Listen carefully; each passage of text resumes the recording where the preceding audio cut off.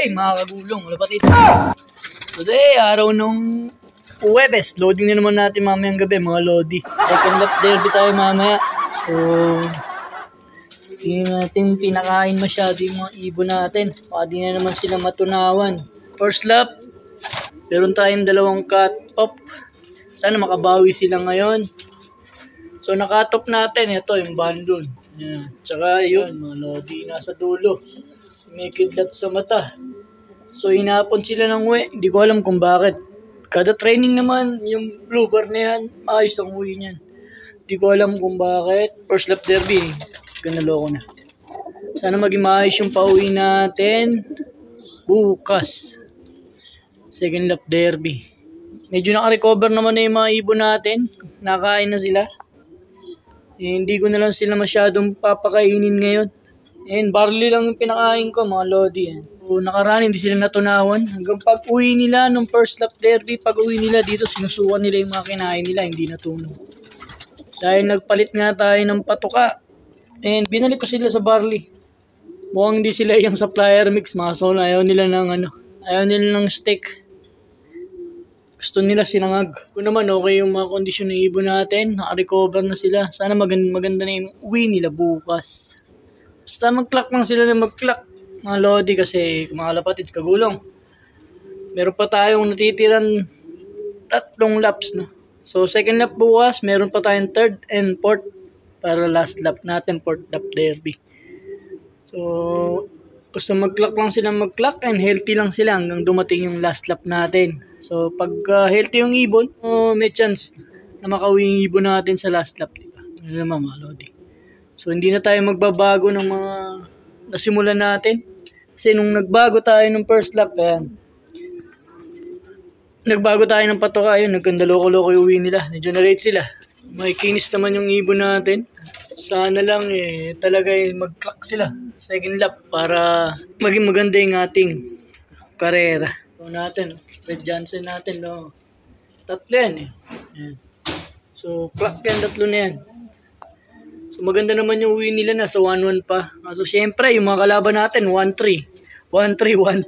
Iwan na tayo doon mga lodi. Pero syempre importante mag-clock lang ng ibon natin para magkaroon tayo ng chance. So update ka kayo mamaya sa loading mga lapatits. Bye. A few moments later. Loading night na natin. So kailangan natin dalhin yung ating i-clock para sa ating loading ngayon mga lapatits. So let's go. At nai-ready na nga pala natin mga kalugulong, kalapatid, yung ating mga ibon at kukunin na nga natin dito sa likod. So papunta na si Tol dyan at nag-message na at lalabas na tayo para doon na natin naabangan si Tol dyan sa labas nang hindi na tayo makaabala pa sa oras mga kalapatid. Dating gawe mga lods, kalapatids na. Ito na natin naabangan si Tol dyan. So papunta na siya. Tente lang tayo. A few moments later.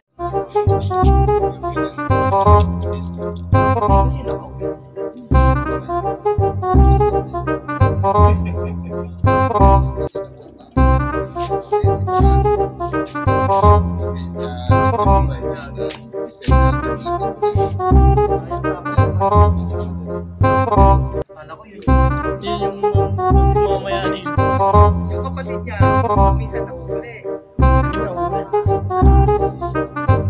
May tutok na yan,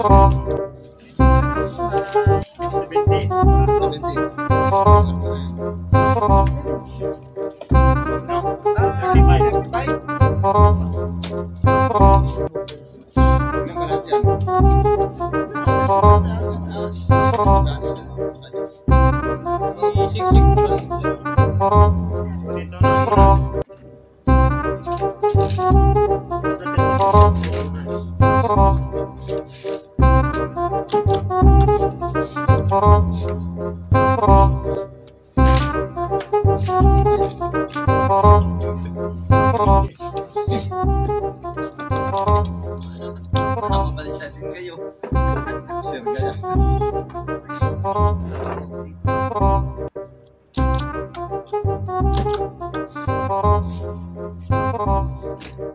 Thank you. Maputo. Putot konjinta. Ay. Tapos pag... Ulit siya ay... Masay. Nalagay lang.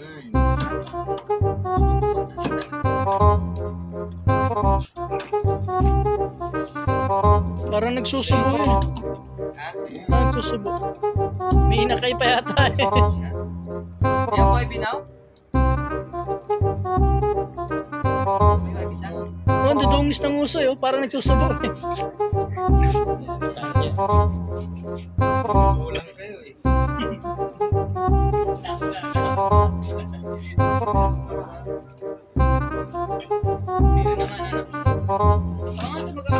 Young birds, no problem. But small birds, no. Small birds, it's that. But young birds, no problem. You can have because you pay the.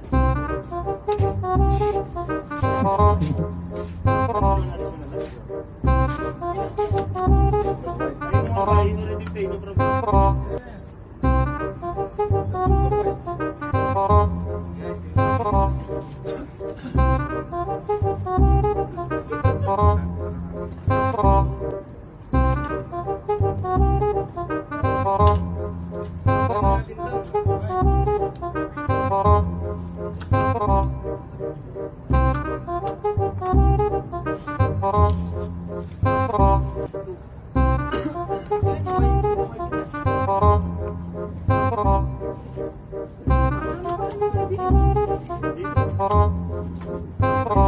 Wala siyang white day. Wala siyang